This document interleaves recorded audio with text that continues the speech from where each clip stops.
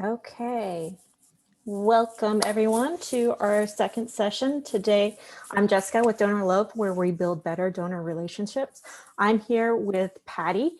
She is the program coordinator of El Refugio, and she's here to share how she went from 2018, 99,000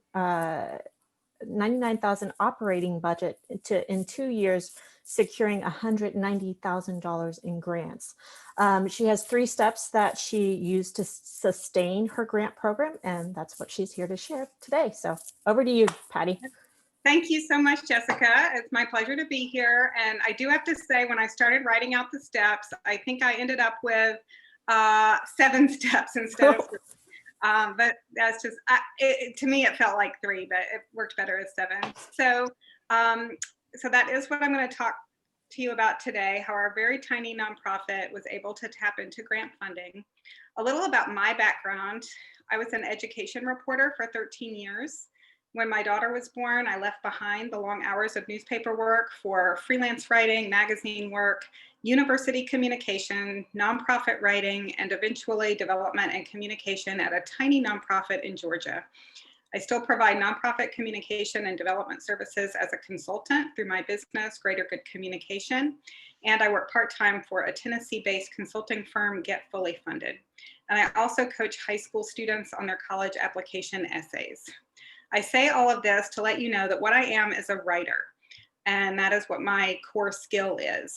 But what I'm going to talk to you about today are the aspects of grant writing that really have nothing to do with writing at all, but are just the different steps that we went through to really get in the game and be able to receive grant funding. El Refugio is the organization that I proudly serve.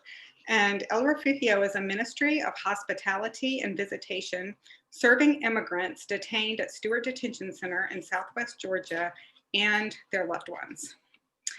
So our funding story goes back 3 years. We had a budget of $99,000 in 2018. And in 2020, that budget grew to $230,000, and then, or in 2019, $230,000, 2020, $375,000. And in 2020, we raised $470,000, significantly more than our $429,000 goal. Grants have been a big part of our fundraising success. About 40% of our funding comes from grants. We have tapped into grants through 3 main buckets: family foundations, faith-based foundations, and nonprofit organizations that issue grants. There are 2 other buckets that are out there. They're just not really applicable to El Refugio. Of course, corporations and small businesses give grants for nonprofit organizations. Because immigration is just a little bit politicized, they're not a great opportunity for us, so I don't spend a lot of time cultivating those relationships, but by all means, depending on what your organization does, seek out those opportunities if they might be a fit for you. And the other bucket is government grants. Again, for immigration, government is not going to be a grant source for us, but by all means, take advantage of those if you have the opportunity. So, step 1. Before I arrived at El Refugio, the board assembled a capital and capacity building campaign committee. The committee included the executive director, 3 board members, an organization volunteer, and 2 mentors who were successful development professionals from other organizations. I'm actually not sure how we were connected to these wonderful mentors. We were connected to them before I joined the organization. But I think this is a great strategy to ask around and find development professionals who can mentor you. It doesn't take much of their time, but these 2 professionals sit in on our meetings and really just provide counsel. When I was hired in late 2018, I joined this committee as the 8th member. I think this is a good number. If your committee only has 3 or 4 members, it's just not going to be enough to do all of the tasks that are associated with grants. There is that expression, many hands make for light work. With 8 members on our committee, most meetings we are able to get at least 5 people to come to the meeting and to be engaged. And so for that reason, I would recommend trying to recruit from the supporters you already have, not just board members, but also different volunteers, people who are simply willing to learn and to go out and do these steps. Step 2, create a case statement. The committee created a document telling prospective funders who we are and why they should give us money. We focused on the problem our organization addresses, the people who need our services, and how additional funding would enable us to serve more people and/or provide services more effectively. We included a brief history of our organization, our core values, a list of board members, a list of institutional funders who had supported us in the past, and a few brief stories to illustrate the importance of our work. Step 3. This was a little bit of an intimidating step, but it's very important. Make appointments with big players. Our committee made appointments with several of the big players in our market, including our community foundation. In your market, you probably have a community foundation that holds a lot of the family foundations and also provides broad regional leadership on the philanthropic scene. Any community foundation should be willing to make an appointment with any nonprofit in their area and just let you know the lay of the land and give you some leads to get started on grants. We also consulted a large fundraising consulting firm. In Atlanta, there is a firm called Cox Curry. Cox Curry is where hospitals go if they want to build a new building. It's where universities go. It's where the big private schools go. In other words, they are much bigger than our organization would ever have a place in their firm.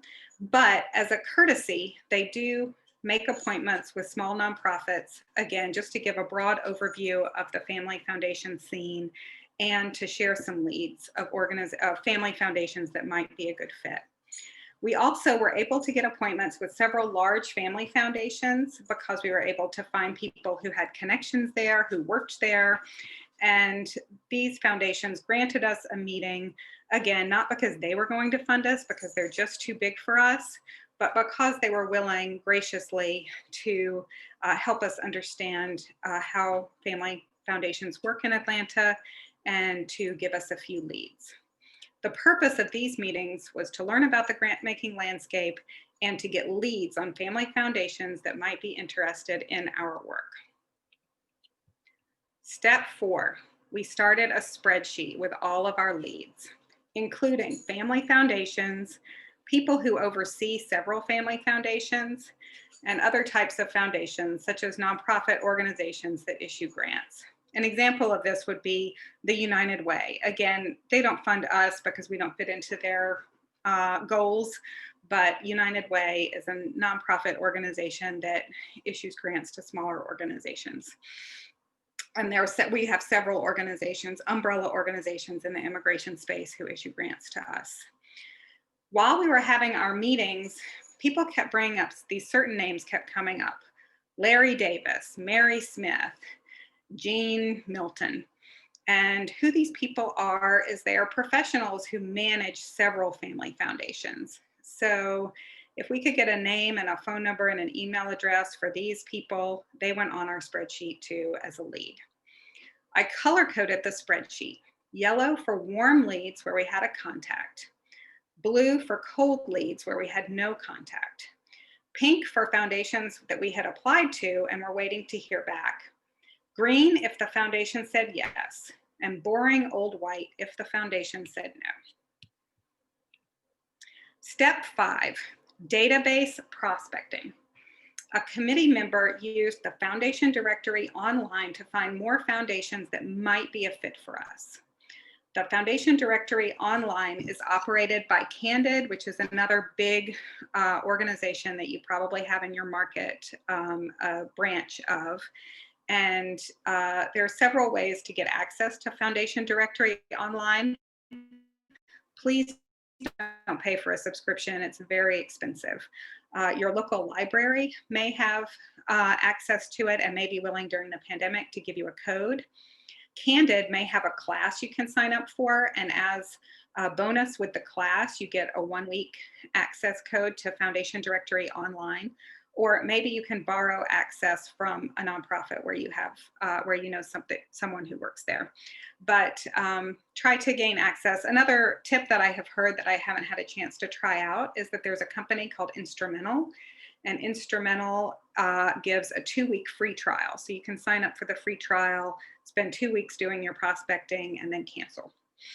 So someone from our committee spent several hours at the library using the foundation directory online and looked for family foundations that had funded organizations similar to ours. Anything that had anything to do with immigration, we put that on the list. Also, because we provide our services outside of Metro Atlanta, that's a disqualifying factor for us for a lot of foundations. So we looked for family foundations that had funded organizations that, like us, provide services outside of Metro Atlanta. We also looked for family foundations that seemed to like small grassroots organizations. These leads were cold, stone cold, so I coded them blue. They were my lower priority. I focused on warm leads first, and I focused on cold leads last. Step 6, apply, apply, apply. We worked our way down the spreadsheet, requesting meetings with foundations where we had a contact and following the process and deadline for each foundation. We always asked funders who supported us and even funders who said no for new leads. Do you know anyone else who might be interested in our work? I have asked that question countless times over the past 3 years. Usually people will come up with at least 1 or 2 leads for us. I can't really think of a time when someone flat out said no, they didn't know anybody. Family foundations tend to know each other, tend to kind of run in the same social circles. This approach kept us in warm leads for 2 years. But by 2020, I started working through the cold leads. The responses were less than warm, but we did get 1 grant from a cold lead. So from my experience, it makes the most sense to spend most of your time with your warm leads, but to make time for cold leads because you can get a gift that way. And when I go to this family foundation next year, they won't be a cold lead anymore. They'll be a warm lead because they will know who I am.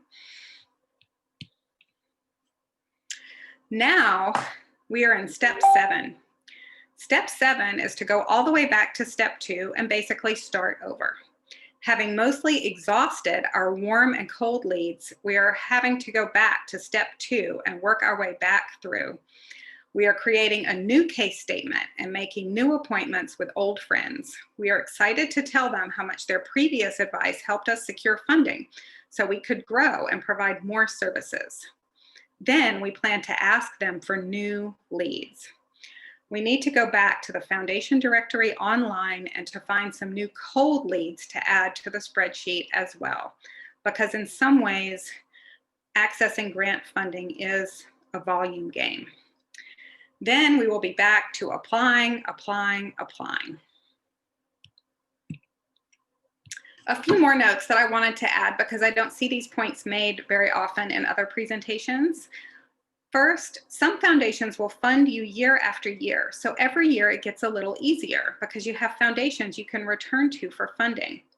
When I went to do my planning for 2021, I already had over $100,000 in grant funding that I'm pretty sure I'm going to get because I'm going to be going back to people I've been to in the past. And so it does get a little bit easier every year. However, you always need new funders because some funders will only give you money once or twice and then they will cut you loose, and that has happened to us. And it's nothing personal, it's just the way they operate. It's their belief that once they give you a couple of years of funding that you should fly off on your own and not need them anymore and expand your own horizon. So you have to always be bringing new leads. The second point I wanted to make is that large family foundations fund multi-million-dollar organizations and big shiny new buildings. They may not fund a tiny organization like yours, but individual board members have discretionary funds they can allocate wherever they want.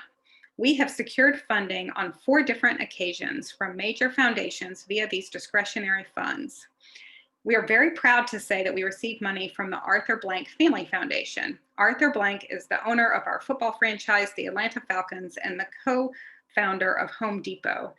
The Blank Family Foundation is a major player in Atlanta. The truth is, we are too small to really get money directly from the Arthur Blank Foundation. We just don't qualify. But a woman who sits on their board somehow got acquainted with us. I'm not even exactly sure how, but she has twice allocated her discretionary funds of $10,000 to our organization. We went through the same application process, but we knew that it was a done deal, that we were going to get the money. And now we can proudly say and put on all of our materials that we receive funding from the Blank Foundation. So it is worthwhile to make friends on the boards of these very large foundations, even if you know you're really too small of a fish to go through their traditional process. The bottom line, assemble a small team to pursue grant funding. There's just too much work for you to do it alone. Always look for ways to meet people who are on boards of family foundations, work for family foundations, or know people whose families have foundations. It has been difficult during the pandemic because we can't go to all the networking events that we used to go to, but we have had to find other ways to always be networking. With any new donor, keep in mind that you are not begging for money. You are inviting the donor to be part of the important work your organization is doing. Stay on top of leads and deadlines with a spreadsheet or donor management software. My organization uses Little Green Light, and I think that there is a way to do everything we're doing through our spreadsheet within Little Green Light. I just haven't really had a chance to catch my breath and figure that out. A spreadsheet will always work in a pinch. Follow up with contacts, especially if you are able to turn their lead into a grant. Keep your print collateral fresh and up to date. Always be meeting with people, always be adding leads to your spreadsheet, and always be applying. Don't get discouraged by rejection. It's a normal part of the process. I experienced an unusually high rejection rate last year because I was working in a lot of cold leads, and I did not enjoy it. At different times, I thought we were never going to get funding again, but we did. So now we have some time for question and answer. I would be happy to share anything else or answer any questions that you might have. I would kind of like to go back to the top. You were talking about pretty much getting testimonials from the clients you serve. How, and this is probably your specialty since you are a writer, how do you go about doing that with some of these being smaller communities or food pantries where they don't want to put themselves out there because it's a local community? Absolutely. It's very sensitive work.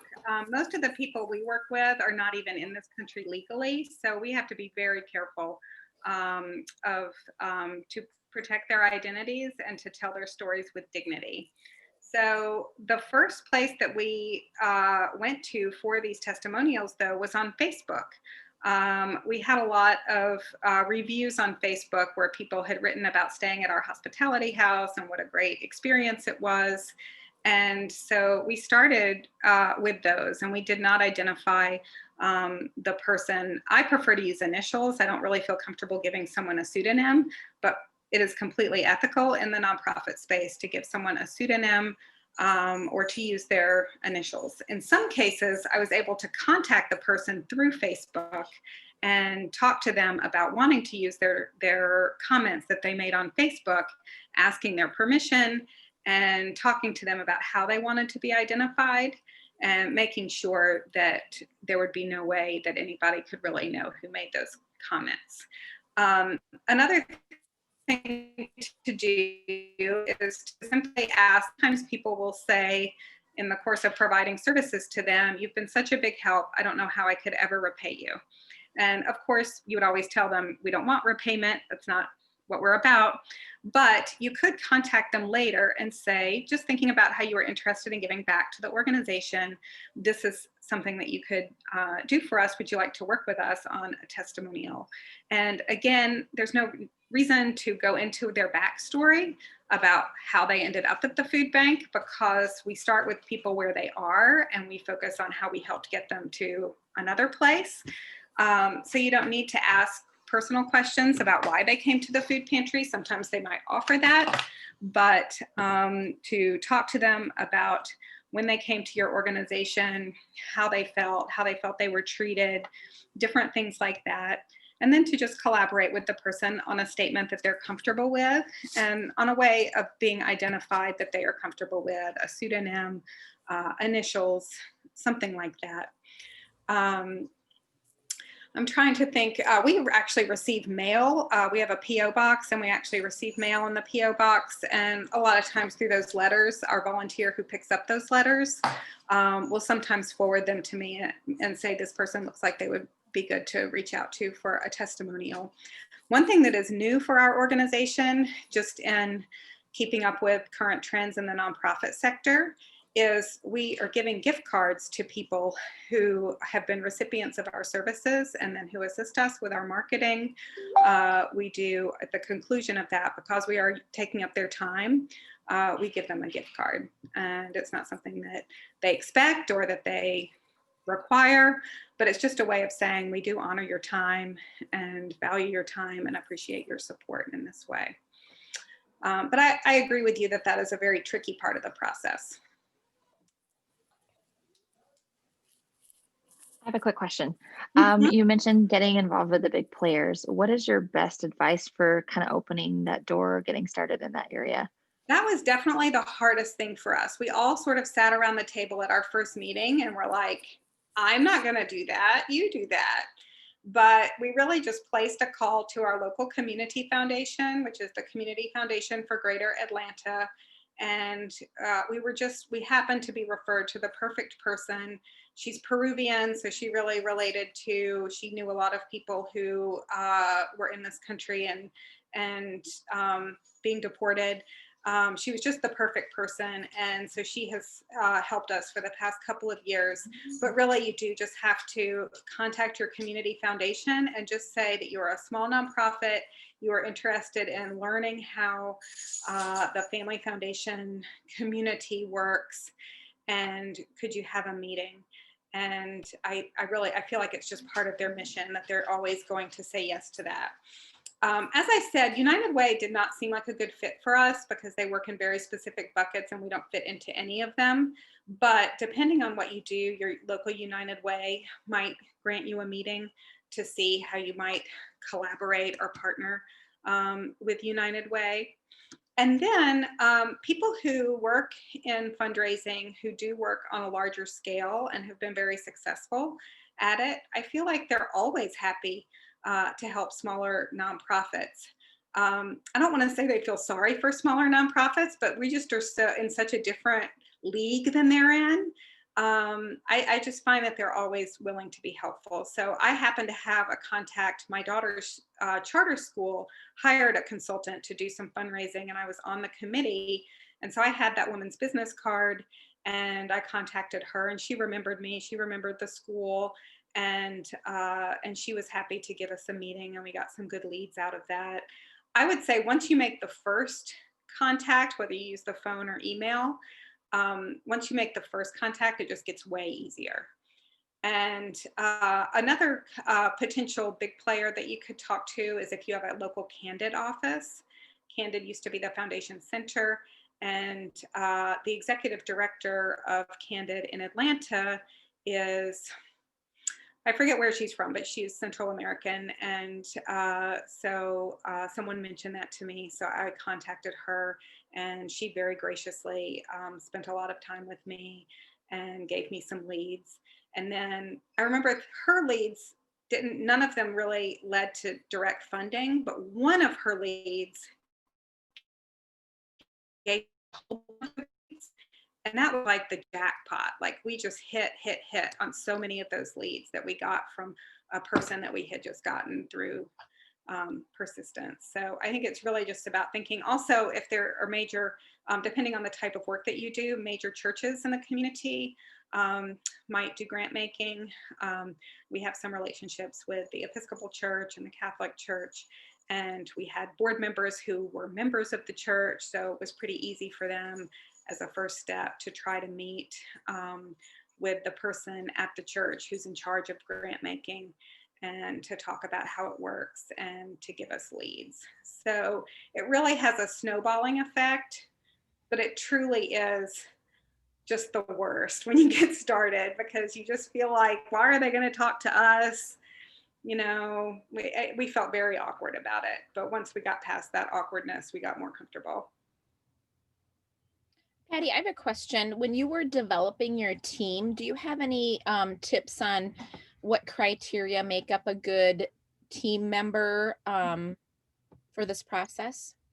I was actually really surprised. The person who has been the most valuable on my team was the person who has the least relevant professional experience. One second.